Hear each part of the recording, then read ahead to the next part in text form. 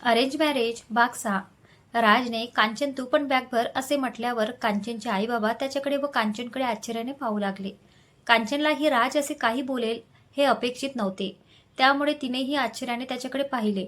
राजच्या ते लक्षात आलं. तो पटकन म्हणाला, लग्न झाल्यापासून कांचन तिकडे गेलीच नाहीये ना. तिच्यावर खूप ताण पडलाय या सगळ्या परिस्थितीचा, म्हणून म्हटलं तिलाही घेऊन जा काही दिवस. कांचनचे आई बाबा समाधाने त्याच्याकडे पाहत म्हणाले, किती लकी आहे ना आमची कांचन, जिला इतका चांगला काळजी घेणारा जीवनसाथी मिळालाय. राज नुसता हसला. त्याच्या मनातले भावना त्यालाच माहिती होते. कांचनला दिलेल्या वचनानुसार त्याला आता तिला बंधनातून मुक्त करणे भाग होते, पण ते बोलण्यासाठी त्याची जीभ धजावत नव्हती. कांचनशिवाय आयुष्य जगणे शक्यच नाही हे त्याला कळत होते, पण कुठेतरी त्याने दिलेला शब्द आड येत होता. कांचन काय म्हणेल या विचाराने तो तिच्याकडे पाहत होता. कांचनने त्याच्याकडे खूप प्रेमाने पाहिले व ती उत्तरली, आताच मी कुठेही जाणार नाहीये. तुम्हाला या परिस्थितीत असं एकटं सोडून मी कशी जाणार.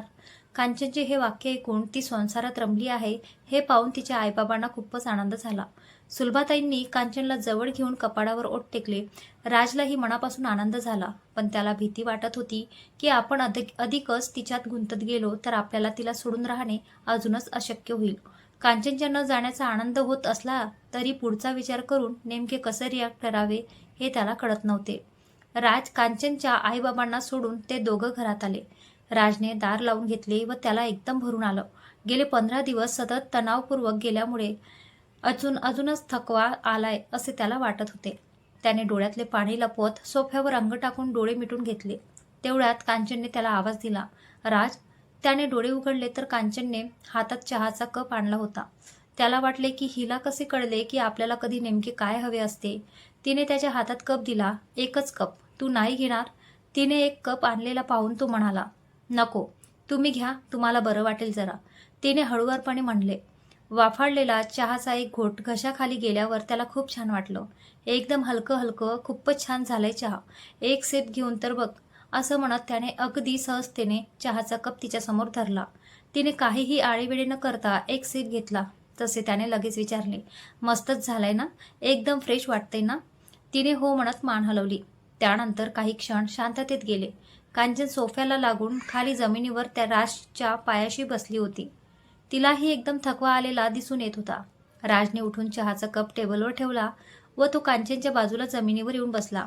घर किती शांत वाटतंय ना. आधीही खूप मोठा परिवार होता असं नव्हतं, पण ही भयान शांतता खूप त्रासदायक आहे. काहीतरी गमावल्याची दुःख जाणीव करून देत राहणारी आहे, हो ना. राजने कांचनला विचारलं. कांचनला वाटलं की आजपर्यंत आपल्याला समजावून सांगत ह्यानेच आत्मविश्वास दिला व आज तोच राज आपल्याला असे गंभीर प्रश्न विचारतोय. सगळे दिवस सारखे नसतात राज. हेही दिवस लवकरच जातील व नवी पहाट आपल्या स्वागतासाठी नव्याने उजाडेल बघा. जितका विचार कराल तितकाच त्रास होणार हे नक्की, म्हणून विसरणं शक्य नसलं तरी प्रयत्न करा, तेच आपल्या हातात आहे. कांचनने पहिल्यांदा जे काही मनाला येईल ते राजला सांगितलं. राज एकदम भारावून तिच्याकडे पाहू लागला. त्याने डोळ्यांनीच हो म्हणले. पक्ष्यांची किलबिल ऐकून आली तरी तिला डोळे उघडावे वाटत नव्हते.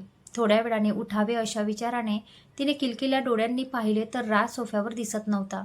डोळे सोडत तिने पाहिले तर तो टेरेसवर उभा होता. तिने पटकन बाहेर येत आवाज दिला, राज, एवढ्या पहाटे उठलात. अरे तू कशी काय एवढ्या लवकर उठलीस. त्याने एकदम चकित होत विचारले. तुम्ही अस्वस्थ होतात रात्रभर. मी 2-3 वेळेस उठून बघितले आणि आताही जागेवर नाही दिसलात म्हणून उठले. कांचन एकदम काळजीने म्हणाली. राज कांचनकडे पाहून लागला. कांचनला त्याच्या बघण्याने अवघडल्यासारखे झाले. असं काय बघताय, काही चुकलं का माझं. कांचनने जरा खाली मान घालत विचारले. राज हसत म्हणाला, कांचन तुला सांगू का मला नक्की काय वाटतंय. वाळवंटात फिरताना अचानक पारिजातकाचे झाड अचानक समोरे यावे. त्याने उन्हापासून वाचवत आपल्याला जवळ घ्यावे व अंगभर फुलांचा सडा पडावा. तेच सेम फिलिंग वाटते बघ. कांचनला क्षणभर तो काय बोलतोय कळलं नाही. तिची ती प्रश्नार्थक नजर पाहून त्याला तिच्या निरागस मनाचे कौतुक वाटले. तो म्हणाला, कांचन, आई गेल्यानंतर ह्या वावळंट्यासारख्या आयुष्यात एकटा राहिलो असतो ग, पण तू प्राजक्ताच्या फुलांसारखी समोरी आलीस व सगळी दुःख विसरायला झालीत. तुझ्यात गुंतायला लावतेच ग. कांचन समाधानाने हसली. तिला नेमक्या शब्दात आपल्या भावना मांडता येत नव्हत्या. राजने बाजूला सरकून कांचनला झुल्यावर बसायला जागा करून दिली. कितीतरी वेळ दोघे एकही शब्द न बोलता झुलत राहिले. त्याने झुलायची थांबवून अचानक कांचनला विचारले, तुला झोपायचे तर नव्हते ना? तू जरा वेळ झोप ना. रात्रभर झोपली नाहीस शांतपणे व पुन्हा दिवसभरही वेळ मिळणार नाही. कांचनने नाही म्हणून मान हलवली. ती काहीही न बोलता त्याच्या बाजूला बसून झुलत होती. राजला बरं वाटलं. तो बोलू लागला, माणसाचं कसं असतं ना, तो सतत घाबरत असतो. चांगलं झालं तरी वाईट झालं तरी, कारण त्याला काहीही गमवायचं नसतं. माझं तसंच काहीतरी होतंय. मी खूप हळवा झालो आहे असं वाटते मला. तो बोलत होता, पण कांचनकडून काही प्रतिसाद नाही हे पाहून त्याने तिच्याकडे हळूच पाहिले. तर तिला डोळा लागला होता. ती हलकेच त्याच्या खांद्यावर मान टाकून झोपून पण गेली. तिची झोपमोड होऊ नये म्हणून राज तसाच न हलता बसून राहिला. विश्वासाची ही डोर घट्ट पकडू दे नात्याला, जन्माची साथ ही अशीच सुखावू दे तुला मला. अशा विचारात राज हलकेच झुलत होता. हे काय, मला कशी काय झोप लागली? ती राजच्या खांद्यावर ठेवलेले डोके बाजूला करत म्हणाली. तिला एकदम ओशाळल्यासारखं झालं. राजने फक्त हसून डोळ्यांनी काही नाही म्हणले. सॉरी, तुम्हाला अवघडल्यासारखे झाले? तिने खालची मान थोडीशीच वर करत विचारले. असा गोड अवघडलेपणा करायला कायमच आवडेल ग मला कांचन, तो एकदम मनातून म्हणाला. त्या आर्त स्वराने तिचा श्वास रोखला गेला. ती काहीही न बोलता तशीच खाली बघत तर कधी त्याच्याकडे बघत राहिली. तिची अडचण समजून त्याने पटकन विषय बदलला. चल मस्तपैकी चहा घेऊयात. तिने पटकन हो म्हणत मान हलवली व ती फ्रेश व्हायला गेली. म्हणजे लगेच चहा बनवता येईल ह्या विचाराने ती कामाला लागली. राजने लांब श्वास घेतला. कांचनच्या मनात नक्की काय चाललंय हे त्याला कळत नव्हतं, पण तिच्याशिवाय जगणे दिवसेंदिवस अशक्य होत चालले आहे हे त्याला नक्की कळत होतं. कांचन बाथरूममध्ये आली, पण आत आल्यावर तिने दाराला अंग टेकवलं व लांब श्वास घेतला. आपल्याला नक्की काय होतंय हे तिला कळत नव्हते, पण तिला धडधडत होते हे नक्की. तिने श्वास घेतला व डोळे मिटले तरी तिला बंद डोळ्यासमोर राजचा चेहरा दिसत होता. तिने पटकन डोळे उघडले व आपल्याला भास होतोय हे कन्फर्म केले. राजला लवकरच आपल्यापासून मोकळं करायचं आणि आपण हे असं काय वागतोय हे तिलाही कळत नव्हते. थंड पाणी डोक्यावर पडल्यावर तिला बरं वाटलं, पण का कोण जाणे, या क्षणी तिला खूप रडावंसं वाटत होतं. तिच्या मनात भावनांचा कल्लोळ झाला होता. तरीही स्वतःच्या भावनांना आवर घालत ती तयार झाली व राजला आवरायला सांगून चहा करायला खाली गेली. थोड्याच वेळात राजही चहा घ्यायला खाली आला. कांचनने चहा कपात ओतेपर्यंत त्याने डिशमध्ये बिस्किट टोस्ट भरून ठेवले. कांचनला त्याचे खूप कौतुक वाटत होते. लग्नानंतर पहिल्यांदाच ती दोघे अशी एकत्र होती, त्यामुळे त्याचे हे सगळे वागणे तिच्यासाठी नवीनच होते. दोघांनी चहा एकत्र घेतला. तेवढ्यात बेल वाजली म्हणून राजने दार उघडले तर ताई भाऊजी दारात उभे होते. अरे वा, या या, कांचन कोण आले बघ म्हणत राजने कांचनला आवाज दिला. दोघेही असत आत आले. कांचनही पटकन बाहेर आली. तसे अर्चनाताईने तिला जवळ घेतले. कांचनला खूप बरं वाटलं. कांचनने आत जाऊन पाणी आणले. अगं कांचन, काही नको आणूस हां, आम्ही ऑफिसला जाण्यापूर्वी तुम्हाला भेटावं व पुढे जावं अशा विचाराने आलो. आमचा चहा नाश्ता सगळं झालंय बरं का, अर्चनाताईने कांचनला सांगितले. छान केलं, आम्हालाही खूप बरं वाटलं. पण कांचनच्या हाताचा चहा घेऊन तर बघा, एकदम स्पेशल आहे हां. राजने असे म्हणताच कांचनने त्याच्याकडे डोळे मोठे करत पाहिले. भाऊजी लगेच म्हणाले, वा वा, मस्तच की, तुझ्या लाडक्या बायकोच्या हाताच्या चहाची पण तारीफ का? कांचन, ठेवत चहा आता. बघू तरी राज प्रेमाने वेडा झालाय की खरंच तू चहा मस्त करतेस. हे ऐकून राज जोरात हसला व कांचन लाजत किचनमध्ये चहा करायला गेली. कांचन चहा घेऊन आली तेव्हा या सगळ्यांची आईविषयी काहीतरी चर्चा सुरू होती. राजने कांचनला येताना पाहून विचारले, कांचन, महत्त्वाचे एक विचारायचे राहिलेच. आईच्या अस्थी विसर्जनाविषयी सगळ्यांची वेगवेगळी मते आहेत. सगळ्यांसमोर आपल्याला काही गोष्टी बोलता येत नव्हते म्हणून कांचनशी बोलून नंतर ठरवतो असं सांगितलं होतं मी. तुला काय वाटतं, कुठे करावं अस्थी विसर्जन? कांचनने त्यांच्याकडे पाहत हळूच विचारले. तुम्हाला मी माझे खरे मत सांगितले तर तुम्हाला राग येणार नाही ना? तुम्ही तेच करावं अशी माझी सक्ती नाही. पण तिने ऐकून राज तिला हळूच म्हणाला, सांग ना तुझ्या मनात काय आहे ते मनमोकळेपणे. कांचन बोलू लागली, मला असं वाटतं की आपण 10व्याला इथे नदीमध्ये अस्थि विसर्जन केलंच आहे, अगदी व्यवस्थित पूजापाठ करून. आता राहिलेल्या अस्थी पण इथेच विसर्जन करून आपण अलाहाबादला जाऊन येण्याचा सगळाच खर्च वाचवून कुठल्या तरी अनाथ आश्रमला दिला तर. म्हणजे माणूस जिवंत असेपर्यंत आपण त्याची किती काळजी घेतो, त्याची मनापासून किती सेवा करतो, ते खरे पुण्य. बाकी सगळे नुसते सोपस्कार असतात असे मला वाटते. पण आपण ह्या पाप पुण्याच्या हिशोबात अडकून असे सोपस्कार करत राहतो. खरं तर आईंनाही खूप आनंद होईल हे पैसे कुणाच्या कामी आले तर. म्हणजे असे मला वाटते हा. हे म्हणत असताना तिने राजकडे पाहिले तर तो तिच्याकडे आव असून पाहत होता. कांचनला वाटलं की उगाच आपण बोलून गेलो. तेवढ्यात राज तिच्याकडे पाहत भरावलेल्या नजरेने म्हणाला, कांचन, किती छान विचार आहेत ग तुझे. खूप छान. खरंच आपण अशी मदत केली तर कोणाचे शिक्षण होऊ शकतं. मला अभिमान वाटतो तुझ्यासारखी बायको मिळाली याचा. कांचनच्या चेहऱ्यावर समाधान आले. राजने ताई भाऊजींना विचारले की त्यांचे काय मत आहे तर ते दोघेही एकदम खुश झाले. ठरले मग. आपण आता तसेच करूयात. कांचन, तू 1-2 दिवसात सांग तुला कुठल्या ठिकाणी हे द्यायचे आहे. आपण जाऊन देऊन येऊ. राजने आनंदाने जाहीर करून टाकले. जाताना अर्चनाताई म्हणाल्या, राज, तू खूप लकी आहेस की कांचनसारखी बायको तुला जोडीदार म्हणून भेटली. असेच छान हसत राहा जोडीने. राज व कांचनने फक्त हसून उत्तर दिले. पण ते गेल्यावर राजने कंचनला सरळ विचारले, कांचन, एक विचारू. कांचनने सहजपणे हो म्हणले. राजने तिच्या नजरेत नजर मिळवत विचारले, कांचन, लवकर तुला मी माझ्या या बंधनातून मोकळं करणार आहे. तू यावर आहेस ना? सांग ना. कांचनने त्याची नजर चुकवली, पण राज तिच्या उत्तराची वाट पाहत होता. कांचन, मी काय विचारतोय तुला मान्य आहे ना? राजने गप्प राहिलेल्या कांचनला विचारले. तिने खालची मान वर करत त्याच्याकडे पाहिलेत. तो आतुरतेने तिच्या उत्तराची वाट पाहत होता. तिला कळत नव्हते की नेमकी कसे व्यक्त व्हावे. हा प्रश्न लवकरच आपल्या पुढ्यात येणार आहे हे तिला माहीत होते. पण तरीही असे आज अचानक त्याने असे विचारल्यावर ती एकदम अनुवृत्तीच होती. आज तो या प्रश्नाचे उत्तर मिळवूनच राहणार हे त्याच्या बोलण्याच्या जोरावरून दिसत येत होते. राज, आताच मी कुठेही जाणार नाहीये. मी हे आधीच सांगितलं आहेस तुम्हाला.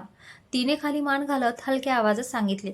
आताच म्हणजे नेमके केव्हा हे मला कळेल का? त्याने पुन्हा विचारले. तशी ती एकदम बिथरली. मी आईंना वचन दिलं आहे मी तुम्हाला एकटं सोडणार नाही म्हणून. पण ती एकदम खालच्या आवाजात बोलली. त्याने तिचा शब्द पुढे नेत विचारले, पण काय कांचन, सांग ना. माझा जीव टांगणीला लागलाय ग. तिचे डोळे भरून आले. तिला नेमके काय बोलावे ते कळत नव्हते. त्यालाही खूप गहिवरून आलं होतं. पण कांचनचा जो काही निर्णय असेल तो मनापासून स्वीकारायचा हे ठरवून तो पुढाकार घेऊन बोलत होता. तो उठून तिच्यासमोर येऊन उभा राहिला. तिचे डोळे पुसत त्याने विचारले, कांचन, तूच म्हणलीस होती ना मनुष्य जीवन असेपर्यंत त्याची सेवा करणे महत्त्वाचे आहे. बाकी सगळे सोपस्कार आहेत. मग आईला दिलेलं वचन हे त्या सोपस्कारात येतं. समजून विसरून जा.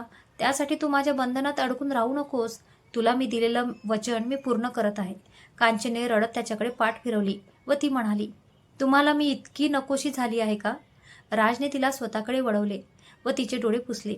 एक लांब श्वास घेऊन तो म्हणाला, कांचन, तू माझी गरज झाली आहेस आता.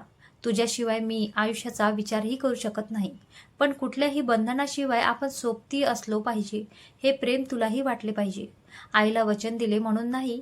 त्याने तिच्याकडे पाठ वळवली व तो म्हणाला, कांचन, मी जितका तुझ्यासोबत राहिलो तितकं तुला सोडू शकणार नाही हे मला माझं माहिती आहे. म्हणूनच लवकरात लवकर मी तुला बंधनातून मुक्त करू शकतो. स्वतःचे वचन पूर्ण करू इच्छितो आहे. तुला माझ्याविषयी वाटणारी ही आस्था आहे का प्रेम हे तूच ठरव व मला तुझा निर्णय सांग. एवढे बोलून तो वरती रूममध्ये निघून गेला. त्याला खूप वाईट वाटत होतं की आईला दिलेल्या वचनासाठी ती आपल्यासोबत राहते आहे. रूममध्ये आल्यावर त्याने बेडवर अंग झोकून डोळे मिटून घेतले. कांचनला कळत नव्हते की नेमके काय उत्तर द्यावे. तिला राजला एकटं सोडायचं नव्हतं, पण त्याची पत्नी म्हणून ती त्याला साथ देऊ शकणार नाही हे तिला माहिती होते. म्हणजे तिला त्याचे आयुष्य वाया जाऊ द्यायचे वाटत नव्हते. तिला खूप जोरात रडावंसं वाटत होतं. पती पत्नीचे नाते समर्पणाशिवाय अधुरे आहे हे ती जाणून होती. राज कितीही चांगला असला तरी त्याच्या भावनांशी खेळण्याचा आपल्याला काय अधिकार नाहीये हे तिला कळत होतं. पण राजला एकटे सोडणे शक्य नव्हते. तिने विचार केला की हे प्रेम नक्कीच नाहीये, कारण अजूनही त्याच्या प्रेमाचा विचार केला की तिला खूप भीती वाटत होती. आपण एखाद्या पुरुषाच्या स्पर्शाचा विचारही करू शकत नाही हे तिचे पक्के मत होते. त्यामुळे आपल्यालाच मन कठोर करून निर्णय घेणे गरजेचे आहे हे ओळखून तिने ठरवले. राजचे आयुष्य सुखाचे जावे वाटत असले तरी आपल्याला त्याला लवकरच सोडावे लागेल. तो म्हणतोय ते बरोबर आहे. तो आपल्यात गुंतत जाणार व त्यानंतर त्याला सोडून गेल्यास ते दुःख जास्त तीव्र असेल. कांचनने वरती बेडरूममध्ये येऊन दरवाजा लोटला तर राज बेडवर झोपलेला होता. ते पाहून तिला खूप वाईट वाटले. आपण याला खूप सतावतो आहोत हे चुकीचे आहे. कठोर असला तरी त्याला आपला निर्णय सांगून टाकावा म्हणून तिने त्याच्याजवळ उभे राहून हळूच साद घातली. राज, त्याने डोळे किलकिल्ले करत तिच्याकडे पाहिले.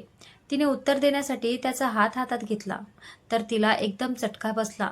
तिने पटकन त्याच्या कपाळाला हात लावला तर त्याला एकदम ताप आलेला होता. तिला खूप वाईट वाटले की आपले त्याच्याकडे लक्ष कसे काय नाहीये. तिने त्याला रागवत म्हणले, मोठे आले आहात आयुष्याचे प्रश्न सोडवायला, एवढा ताप आलाय आणि स्वतःकडे लक्ष नाहीये. तिने पटकन थर्मामीटर आणले व किती ताप आलाय ते चेक केले. औषधांच्या डब्यातून ताप उतरण्यासाठी गोळी काढून तिने राजला उठवले. त्यानेही कसलेही आडेवेडे न घेता गोळी घेतली. त्याच्या अंगावर पांघरून टाकून ती त्याच्या बाजूला बसली. राजने डोळे उघडत बोलायचा प्रयत्न केला. कांचन, तिने त्याच्या ओठांवर हात ठेवले व डोळ्यांनीच आता एकही शब्द बोलायचे नाही असे खुणावले. राजने हलकी स्माईल दिली व तो झोपला. जरा वेळ कांचन त्याच्या बाजूला बसून राहिली होती. काही वेळाने बेल वाजली म्हणून ती खाली गेली तर मंजुळा आली होती. कांचनने तिला दार उघडले व ती कामाला लागली. काय हो वहिनीसाहेब, आज चेहरा लईच उतरलाय तुमचा, मंजुळा अगदी सहजपणे म्हणाली. कांचनला तिचे खूप कौतुक वाटले. माणसं वाचण्यात मंजुळा पटाईत आहे असे तिला वाटले. ती उतरली.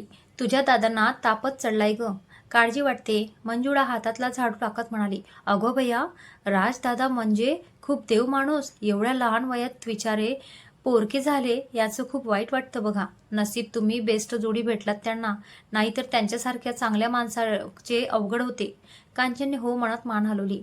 कांचनने तिला अचानक विचारले, मंजुळा एक विचारू? तिने हसत उत्तर दिले, विचारा की वहिनीसाहेब, त्यात काय विचारायचं असं? कांचनने हिंमत करत विचारले. लग्नानंतर नवरा बायकोत प्रेम असतेच का ग? मंजुळाला कांचनच्या प्रश्नाचे खूप आश्चर्य वाटले. ती तिच्याकडे आश्चर्याने पाहत म्हणाली, मग हो काय, एकदा का लगीन झाले की आपोआप गुंतत जातो, मग त्याचं इसव तेच आपलं इसव होऊन जात आहे. दुखाचे सोबती होतात, एकमेकांची काळजी वाटते, हे प्रेम नाही तर काय मग, हेच तर प्रेम असतात. कांचनला तिचे बोलणे पटले. मंजुळा फरशी पुसत पुसत बोलत होती, पण कांचन तिथे बसून कसल्या तरी विचारात आहे हे तिला कळले. तिने कांचनला विचारले, काही प्रॉब्लेम आहे का वहिनीसाहेब? कांचनने मान हलवत नकार दिला व विचारले, मी कधी कोणाशी या विषयावर जास्त बोलले नाही म्हणून तुला विचारले ग. तुझ्या नवऱ्यावर तुझे प्रेम आहे का ग? मंजुळा एकदम लाजत म्हणाली. काय हो वहिनीसाहेब, हे काही विचाराचं झालं का? त्याचं तर माझ्याशिवाय पान हलत नाही. मी रुसले तरी मला सोडून राहू शकत नाही तो. सगळ्यांसमोर बोलू शकला नाही तरी मग एकट्यात ना हिरो बनतो. मंजुळाचं ते लाजणं पाहून कांचनला खूप छान वाटलं. कांचनला तिला बरंच काही विचारावं वाटत होतं, पण कशा शब्दात विचारावं कळत नव्हतं. कांचनने बोलण्यातल्या विषय बदलून टाकला, पण तिच्या डोक्यातून बरेच काही विचार जात नव्हते. मंजुळाला स्वयंपाक काय करायचा ते सांगून ती राजला पाहायला गेली तर तो झोपलेला होता. तिने हात लावून पाहिले तर ताप उतरला होता, दरदरून घाम आला होता. कांचनने टॉवेल घेऊन त्याचा चेहरा मान पुसली. कांचनच्या स्पर्शाने त्याला जाग आली. तो कांचनकडे पाहून छान हसला. कांचन ही हसली व म्हणाली, तुमचा ताप उतरला बघा. राजने कांचनचा हात पकडला. कांचनच्या मनात एक हुरहुर सुरू झाली. ती एकदम धडधडायला लागली. राजच्या ते लक्षात आले. तो म्हणाला, कांचन, स्पर्शातला आस्वकपणा ओळखता आला ना तर नात्यातला दुरावा कमी होईल. इतके बोलून त्याने तिचा हात सोडून दिला. कांचनला क्षणभर कळलेच नाही. नंतर त्याची नजर टाळत तिने त्याला पाणी आणून दिले. राजला पाणी पिल्यावर खूप बरे वाटले. ताप उतरल्यामुळे त्याला बरं वाटत होतं, पण कांचनचे हे नवे रूप पाहायला मिळाल्यामुळे अजूनच आनंद मिळत होता. काय ग, काय विचार करत आहेस? सुलभाताईंनी विचारलं. कांचनने वेड मारून नेत उत्तर दिलं, काही नाही ग, अशीच बसली आहे. सुलभाताई हसून कामाला लागल्या. तापेमुळे तो विषय तिथेच राहिला होता. राजने ऑफिस सुरू केल्यावर एका बिझनेस मीटिंगसाठी त्याला 4 दिवसांसाठी दिल्लीला जावं लागत होतं. खरं तर राजची इच्छा होती की कांचननेही सोबत यावं, म्हणजे त्याला तिची काळजी वाटणार नव्हती. पण नेमके फ्लाईटचे तिकीट न मिळाल्यामुळे त्याला एकट्यालाच जावे लागले होते. तसे तर गेल्या लग्न झाल्यापासून 2 महिन्यात पहिल्यांदाच ते दोघे एकमेकांपासून दूर राहिले होते. त्यामुळे दोघांनाही ते जड जात होते. फ्लाईटमध्ये बसण्यापूर्वी उतरल्यावर लगेच त्याने तिला कॉल केला होता. त्याचे मन लागत नाहीये हे तिला कळत होते.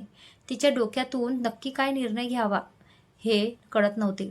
आपले राजवर प्रेम आहे की नाही हे तिला कळत नव्हते. तिला राजचे शब्द आठवले, कांचन, हे प्रेम नाही तर काय आहे? मी दुखी झालो की तू दुखी होतेस, माझ्या आनंदात तूच सहभागी असतेस.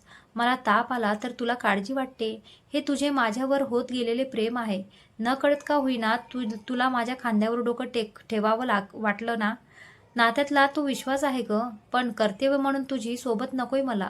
ज्या दिवशी तुझे माझ्यावर प्रेम आहे असे तुला वाटेल, त्या दिवशी आपण नव्याने आयुष्याची सुरुवात करूयात. तोपर्यंत माझ्यासाठी तू अमानत म्हणूनच आहेस. अमानत समजून सही सोबतीला आहेस हे काही कमी नाही. वेड्या म्हणा माझ्या, तुझ्याशिवाय जगण्यास अर्थ नाही. हे लिहिताना कांचनचे हात थरथरत होते. तेवढ्यात राजचा फोन आला म्हणून तिने पटकन उचलला. राजने हसत नवल करत विचारले, अरे हे काय, तू फोन हातातच घेऊन बसली होतीस का? कांचनला एकदम लाजल्यासारखे झाले होते. आपली चोरी पकडली गेल्यावर लहान मुलं जशी जीभ चावतात तशी तिने जीभ चावली. पण ती अशीच उडत उत्तर देत म्हणाली, नाही म्हणजे जस्ट फोन हातात घेतला व तुमचा फोन आला. राज फक्त हसला. मग काय करत होतीस? राजने सहज प्रश्न विचारला. पण कांचनकडे ते ते उत्तर होतं, ते म्हणजे तुमचा विचार करत होते. हे कसे सांगणार? अशा विचाराने तिने सांगितले. काही नाही, लिहित होते जरा. राजने पटकन म्हणले, अरे वा, वाचून दाखव ना. मी नसताना तुझ्या मनात काय चालू आहे हे तरी कळेल. तिने लिहिलेलं वाचले तर राजला काय वाटलेल म्हणत तिने काहीच म्हणले नाही. त्याने पुन्हा म्हणलं, हॅलो, काय झालं? कुठले विश्वास आहे? नाराज आहेस का अजून काही? कांचनने त्याला नाही तसं काही नाही इतकंच उत्तर दिलं. त्याला कळलं की तिचा मूड काहीतरी वेगळा आहे. त्याने तिचा फोन कट केला. ते पाहून कांचनचे मन एकदम खट्टू झाले. आपण त्याच्याशी धड बोलायला हवं होतं, आपल्यामुळेच तो नाराज झाला असेल. क्षणभरात एक ना अनेक विचार तिच्या डोक्यात येऊन गेले. तेवढ्यात पुन्हा रिंग वाजली म्हणून पाहिले तर राजचा व्हिडिओ कॉल होता. तिने पटकन कॉल उचलला. काय ग, इकडे बघ बरं. बरी आहेस का? काय झालंय? तू नीट उत्तर देत नाहीस म्हणून विचार केला की जरा बघावं तरी रडते आहेस का? तो नॉन स्टॉप बोलत होता. 2 दिवसानंतर कांचन त्याला पाहत होती, त्यामुळे तिला त्याला डोळ्यात साठवावे वाटत होते. काहीही न बोलता ती फक्त डोळे भरून पाहत होती. अगं कांचन, मी काय बोलतोय, तू काहीच उत्तर देत नाहीयेस. काय झालंय तुला? राजने जरा रागात विचारले. त्याच्या त्या रागवण्याचे तिला खूप हसू आले. तिने त्याला सांगितले, तुम्हाला डोळे भरून पाहून घेत होते. हे बोलून तिने लाजत मान खाली घातली. माय गॉड कांचन, माझ्या कानावर विश्वास बसत नाहीये. तू बोलते आहेस हे. राजने जाम खुश होत म्हणलं. कांचनने लाजून तोंड लपवलं.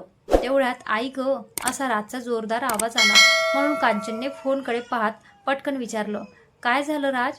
ती त्याच्या उत्तराची वाट पाहू लागली.